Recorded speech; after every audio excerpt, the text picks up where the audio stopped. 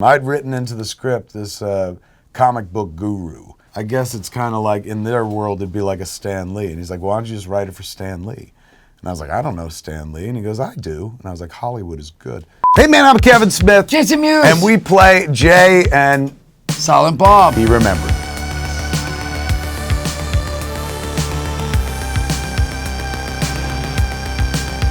My jungle love, yeah.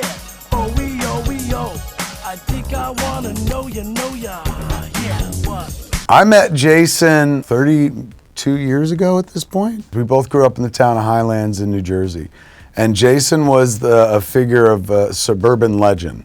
So people be like, there's that Jay Mewes, he broke the window at Cumberland Farms. Or there's that kid Jay Mewes, I hear he fucked a dog once, which he didn't, right? No. But everyone would say stuff about him. He's a figure of mystery. People knew him and stuff. So one day he came to my house, and my mom was like, that dirty boy from town is here. And I was like, who? And I looked out, and it was Jason. And I was like, Jason Mewes is here, why? And I went out to answer the door. I was like, what are you doing here? And he goes, what are we doing today?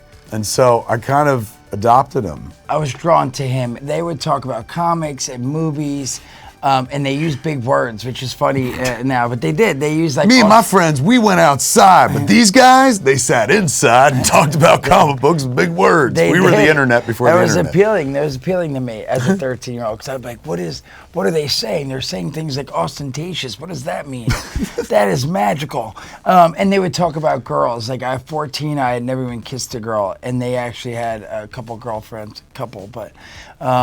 Nang. At that age, they knew stuff, so I wanted to hang out with him as much as possible. Plus, he had a lot of cool, like he had a room full of comic books, and he had tons of VHS tapes and movies and stuff.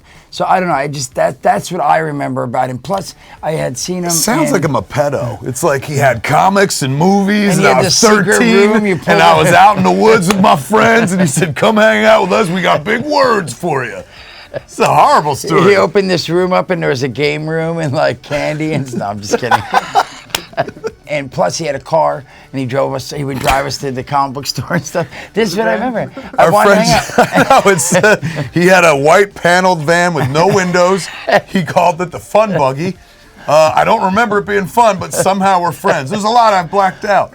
There was a bed in the back. I just remember that. I think it as a 13-year-old, that's what I remember. Like, it was super appealing. All these things were appealing to me because, again, I'd go out and have fun with my friends, but I'd be like, oh, I wonder what Kevin's doing. I want to go hang out with him because he's going to show me Full Metal Jacket in these movies. He's had so much.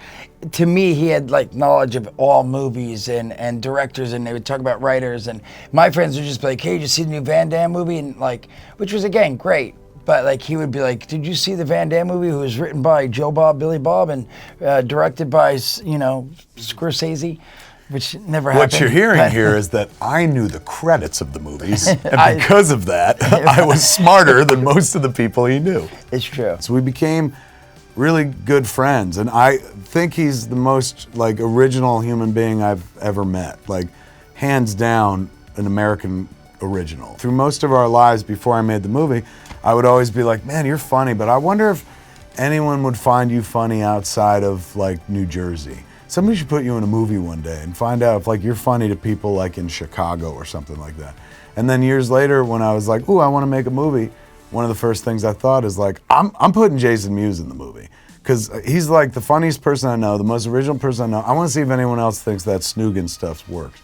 So I'm going to stick him outside the convenience store like as one of the dealers. I worked at Kwik Stop, and you always had teenage weed dealers hanging outside the building and stuff. And never one of them. There's always like a group or at least two. One guy dealing, one guy's his muscle and stuff. And then I didn't want to give him somebody to talk to because I wanted to showcase all the stuff he says. I'm like, he's way more interesting when you just let him go. So I was like, I'm gonna stick somebody next to him, a character who's his muscle, but don't say anything. Like, there's a character in this movie I loved called My Favorite Year. Herb, one of the writers, never spoke throughout the whole movie, and he'd always kind of whisper to one of the other writers. And like in the midst of the chaos of the third act, at one point they cut to Herb and he goes, my God, this makes me happy. And everyone stops and looks at him because he hasn't said anything the whole movie. And then the movie just goes back on and stuff. So I liked that, and I was like, all right, man, I could stick somebody next to Jay, doesn't say anything, and Jay's just talking to him all the time. And I went with the name Silent Bob because I was a big fan of Twin Peaks, and Bob was one of the characters. There was a Mike and Bob that lived above the grocery store, above the convenience store. So I went with Bob. It just sounded kind of normal. Also, Bob the Goon, like from Batman, Tim Burton, 1989 Batman. He didn't really speak throughout the movie and stuff. So I had to pick a name, and I went with Bob. I couldn't name his character anything but Jay. Like, it never occurred to me to give him a fictional name like Dirty Harry or whatever. It's just like he was Jay and Jay was Jay. So it became Jay and Silent Bob. Snoochie boochie noochies. Honestly, it started off as Nah. Nah just started off as meaning just kidding, because at 13, 14, I was always kidding with my friends and or people, and I wanted to make sure they knew I was joking around with So stuff. he didn't get hit. It began as Nah, and it was almost like this weird nervous tick. The kid was always going, Nah, nah, nah, nah, nah, Totally. nah, nah. And then it grew. He started finessing it. So he'd be like, Noich. And then like, Nooch. And like, same thing, I slept with your mom, Nooch. You know, he threw a Dutch on it. And then it would grow where he'd be like, I slept with your mom last night, Snoochie boochies, you know, and stuff like that. And it was amazing. I watched language grow. Like, I would do stuff almost for my own entertainment. Like, it's almost like a nervous tick, like you said. Like, I would do things, but I would say it to entertain myself. His good explanation is the story in the library when I busted in the library, kicked in the door, and I didn't look at you guys, and I was doing stuff. So now you gotta finish the story, man. So he tells a good story about he remembers, and I remember sort of this. He He's like, walked in. Me and Walt were at the rec, and we were bagging and boarding our comic books. And all of a sudden, it was quiet. No kids were there. It was before the kids came from at 3 o'clock. All of a sudden, the door, boom, gets kicked open, and Jason Mewes marches in and proceeds to fillet anything somewhat phallic in the room. So he grabs the pool stick and he's sucking it off. He grabs the phone and he's sucking it off. The flagpole, sucking the eagle off. And me and Walter watched him go from item to item, and he never looked at us. It was never like, look at this, right?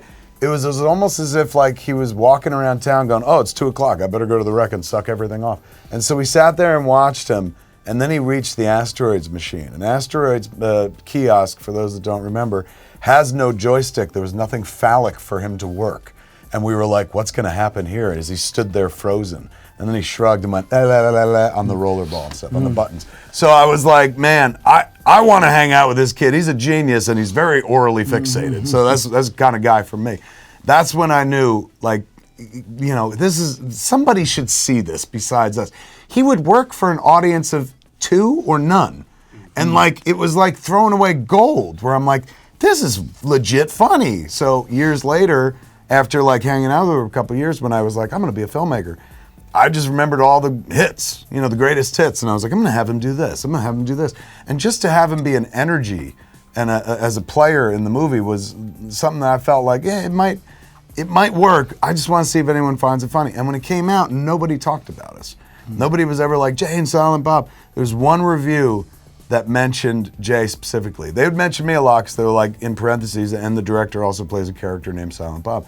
But they never talked about Jay and Silent Bob. And then there was a review by, I think it was Leah Rosen in People magazine. And she said, Jason Mewes, you want to find the rock he crawled out from under and make sure there's nothing else like it under that rock. And he showed me that review. He's like, is this good? I was like, that's a rave, man. Like, that's huge. So we had no idea that there was any sort of awareness for the characters until Mallrats. Like, the first time we did a screening of Mallrats at the San Diego Comic-Con in 1995 at Horton Plaza, like, that was a screening of about 200 people. And Clerks had gone to home video, but we hadn't thought about that. So all of a sudden, Jay and Silent Bob come up on the screen, and the audience erupted with recognition. And that blew me away, where I'm like, what? How? And then I realized, because people have seen Clerks now on home video and stuff.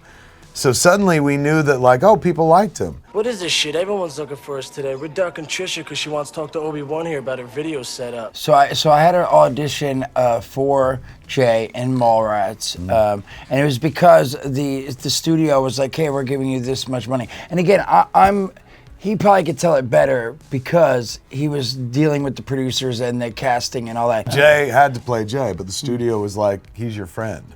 Like, this is a funny role. It could go to a real actor. Yeah. And so they made us audition a bunch of people, and I still felt like he's the guy. Like, even they had him audition against other Jays.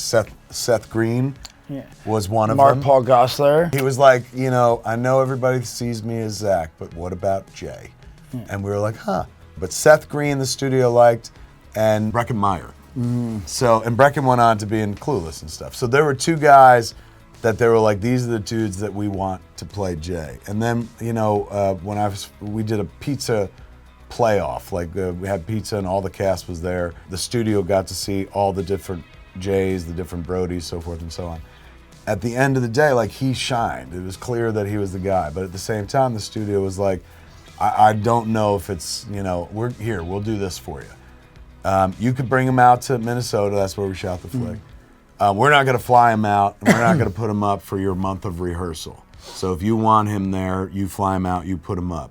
And when we see his first day of dailies, if we don't like him, he's gone and we're bringing in Seth Green.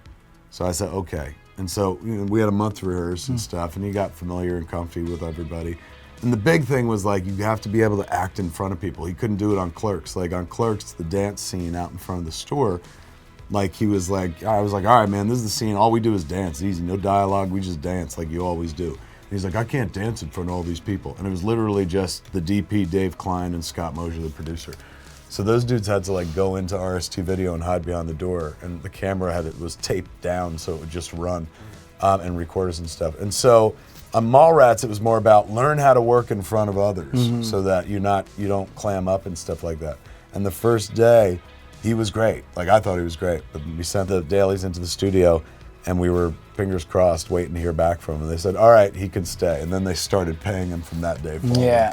Oh my God. Holy shit! Aren't you? Oh, Stanley. Hi. I don't know, everyone calls it a cameo, but to me, I'm like, he was actually one of the supporting characters. Like, he's in the movie for quite a bit. And he was in there because, like, we loved him. I'd written into the script this comic book guru. And Jim Jacks, the producer, was like, hey man, who is this supposed to be? And I said, well, I guess it's kind of like, in their world, it'd be like a Stan Lee. And he's like, why don't you just write it for Stan Lee? And I was like, I don't know Stan Lee. And he goes, I do. And I was like, Hollywood is good. So Jim Jacks asked Stan if he wanted to be in it, and Stan said yeah, and we got to meet him in Minnesota for the first time. And like me, Jason, and Walter was there with us. We were beside ourselves because this was Stan Lee. And at the time, comic book people knew who he was, but like outside of comic book people, he wasn't insanely well known. 10 years change later, he would become the guy that's, the Where's Waldo of the Marvel movies, and everybody would know him the world over. Your mom, your grandma would know who Stan Lee was and stuff. So in Mallrats, we were able to be like, for a new generation that maybe wasn't familiar with like comics or who co-created some of these great characters, we were able to introduce and be like, hey, here's Spider-Man's baby daddy and stuff. And years later, when they made the Captain Marvel movie, Stan's on the train and he's reading the script for Mallrats. It says Mallrats by Kevin Smith. And in that way, he kind of introduced me. He returned the favor. Like years later, he introduced me to a bunch of kids who don't know who the hell I am by way of that little like script cameo and stuff.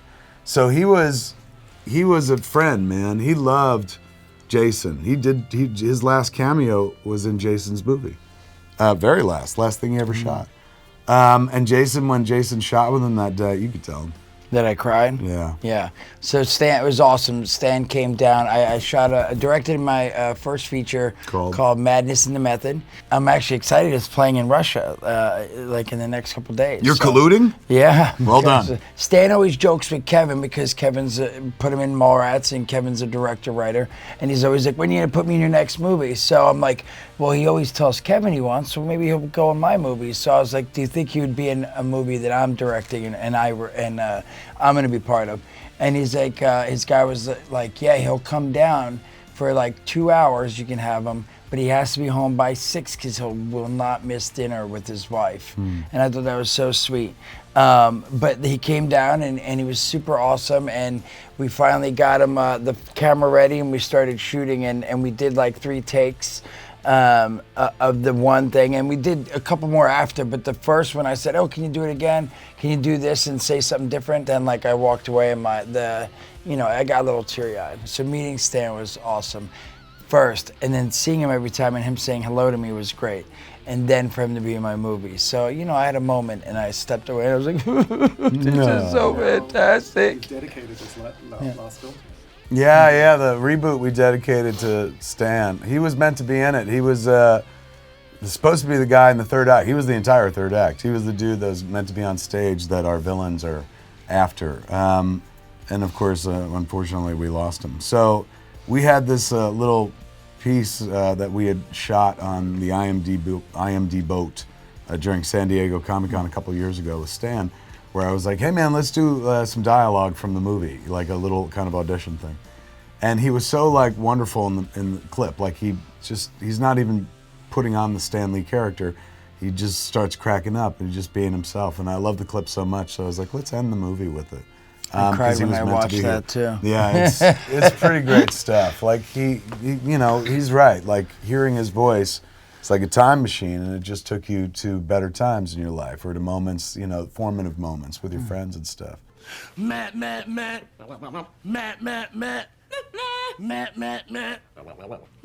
meow. I remember after Dogma, like, we had a lot of famous people in Dogma, a lot of big actors and stuff. And unlike Clerks, like all the reviews talked about Jay and Silent Bob. And I'll never forget, like Matt Damon at we did our New York Film Festival premiere of Dogma. We're on the stage at Alice Tully, and during the Q&A, like Matt Damon was just like, look, nobody's saying it, but I'll say it. He's going, Jason Mewes stole the movie out from under everybody on this stage, and like the whole crowd went nuts and applauded and stuff like that. So we went through a lot of hell, like pun intended, on Dogma with some religious cats, and there were death threats. So after that, I was like, well, the next movie, I'm gonna make something that's just fun, and like hopefully we don't get death threats, like something that nobody could be offended by. And since they played so well in Dogma, and also I should give a little bit of a shout out to Wes Craven as well. After Dogma, we did this tiny piece in Scream 3, because that's where I met Wes, where Jay and Silent Bob popped up on Scream 3. And we did the Connie Chung bit. And so, because it was at the same lot we'd eventually shoot Strike Back. It was CBS Radford. Yeah. And we were there for a day, and I remember being on the lot and being like, this would be fun, man. Like, to be on an actual movie studio lot and shoot a movie and stuff, and Jay and Silent Bob and Hollywood, that's kind of funny. So it all kind of coalesced and came together, and I said, you know what? Let's do a movie that's like you and me. Like, we'll be the leads this time around, a Jay and Silent Bob adventure. And he was all for it by that point. He wasn't against it at all. But there were drugs back then as well. Yeah. That was the difficulty, man. Like getting him clean used to be a problem because he fell into heroin and OxyContin and stuff like that. And so like Dogma was like, getting ready for Dogma was a Herculean effort, and then getting ready for Jay and Silent Bob Strike Back was like the same thing. It was about like keeping him away from drugs, rehabbing him at the house and stuff like that. And Jay and Silent Bob might be the reason he's still above ground, because it was always this kind of, well, you got to get clean, man, or else we don't do this. So it'd be something you could use to keep him on the straight and narrow. But like then the movie would end and you couldn't stop him. Jay and Silent Bob Strike Back, he was clean throughout. No drugs, but he drank. And you could see he's got like some kind of booze bloat in his face in the movie. Like I remember at one point the guy in charge of Dimension called up and saw the dailies and said, hey man, should we get Jay a trainer? And I was like, why? He's going, there's a shot where you guys are hanging over the camera in a huddle. And he's going, he's got a bigger turkey neck than you. And I was like, he's trying to be off drugs. Don't tell him he's got to lose weight as well. So he, on Strike Back, the moment we stopped shooting in Jersey, the moment we wrapped, like boom, he fell back down into the drug hole again. So that was always kind of difficult. And probably one of the main reasons why, like, we didn't do more Jay and Silent Bob stuff. It's hard for me to watch my performance in any of the movies drugs or not drugs, honestly, because I always feel like I watch myself and I'm like, oh, I could have been funnier here, or I should have gave this look, I should have done that. So, and with or without drugs, so I don't really feel, but again, of course I know like that was like, oh wow, that day I was like, you know, in the bathroom every 5 minutes, and I kept saying like, oh, my stomach hurts, you know, so I remember like these bad moments, but it was always tough. I don't know why, towards the end I'd always like, it'd almost be like, it's almost over and I'm celebrate now, but. Because you were an addict, so Yeah. you were just like, I just got to get through this, and then I can get back to doing what I really want to do. Jay, brace yourself. You're about to meet our love child. I think I'm gonna need to see a blood test. It's almost 10 years now you've been clean. Yeah. And the big difference maker, at first it was the podcast, we did Jay and Silent Bob Get Old, but then he had a kid, and he had Logan, and that was everything. Suddenly, like, all his priorities snapped into place, and, you know, this would be the dude you'd joke about. He wouldn't be in charge of a dozen eggs, let alone another human being, let alone a small human being, but he turned out to be like super dad, hands down the best dad I've ever seen in my life, and I include myself as a dad in that equation, and even my father, like, because, you know, I don't know if it's because he's got like $1 million heart, probably, but something to do with his upbringing made him super dad, because he didn't know his dad or whatever.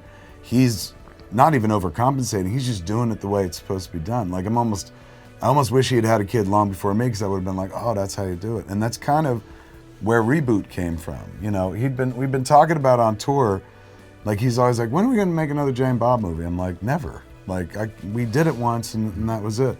But then I would use it too. I was like, if you stay sober, maybe we will make another Jay and Silent Bob movie. And then one day it came to it, and then the story kind of wrote itself because he was a dad in real life, and it was so amusing to see him be this incredible dad. Like, he relates to the kid like I've never seen an adult relate to their own child. And like, it might be because even though he's 45 and she's 4, they're emotionally on the same level or whatever, but like, it's a really warm, wonderful relationship, and I was like, I'm gonna do that for the movie. And so I stole his real life and put it in the flick. What I've loved is that over the years, he's like sort of adapted our characters based on where him and I are. Like, Clerks 2 is like, I just got out of rehab, and the Holy Bible, son, and all that stuff. And it's because I literally had just gotten out of 6 months of rehab, and I had like some time clean.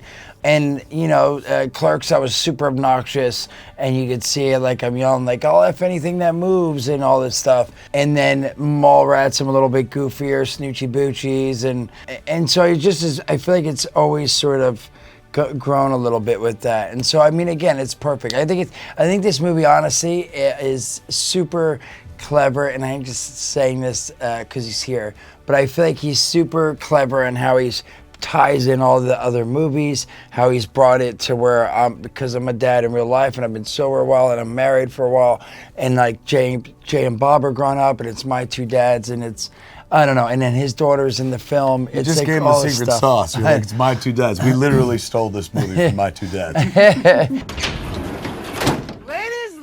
Ladies, Jay and Silent Bob are in the his hills. Oh, you ever have your asshole licked by a fat man in an overcoat? Yo, baby, you have your asshole licked by a fat man in an overcoat? The entire series, that's the highlight for you? It's one of them, yeah. I mean, on the screen, but meeting Stan, if we're going back, like, that is one of my favorite in Mallrats. You never met Stan. Your character never met Stan. No, I know. That's why I'm saying my character, this is my favorite moment. Still! Yeah. All those movies, it comes down to this. That would irritate me when people would talk about Clerks, like, oh, my favorite part is when you guys dance in the dark. And I'm like, nobody says anything. Like, that movie's all about dialogue. It was always like a weird backhanded compliment. My favorite moment in any of the movies, hands down, belongs to him and Harley. They have this kind of quasi-breakup moment in the movie where they have to kind of go their separate ways. And the two of them were absolutely dazzling. I cry every time I watch it, and I honestly believe for those few seconds that they're not the two people I know. Like, they transcend with their performance, and I forget she's my kid, and I forget he's him. And I go, like, these poor people, like, if they could just get their shit together, like, she needs a dad, he needs a daughter. Oh, it makes me upset even now. Not upset, but like, happy tears. And it was him and her. They blew the doors off that moment. And of everything I've ever done, that stands out for me.